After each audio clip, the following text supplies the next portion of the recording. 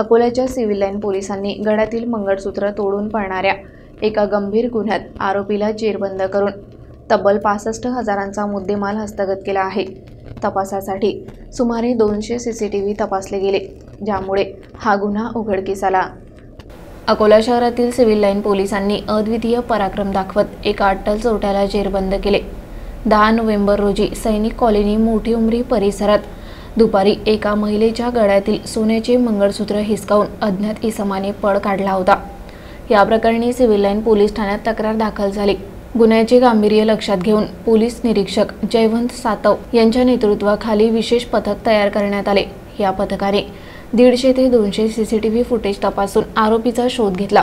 तपासादरम्यान गुप्त माहितीच्या आधारे 26 नोव्हेंबर रोजी रेल्वे स्थानक परिसरात एका संशयित इसमाला मोटरसायकलसह ताब्यात घेण्यात आले। तपासात आशिष मंगलदास ठाकरे वय 29 वर्ष राहणार मोता मिलचाळ अकोला याने गुन्हा केल्याची कबुली दिली। पोलिसांनी त्याच्याकडून गुन्ह्यात वापरलेली दुचाकी आणि जबरीने हिसकावलेले सोन्याचे मंगळसूत्र जप्त केले, तर त्याने अजून देखील गुन्हे केले असल्याने त्याला खदान पोलिसांना सुपूर्द करण्यात येणार आहे।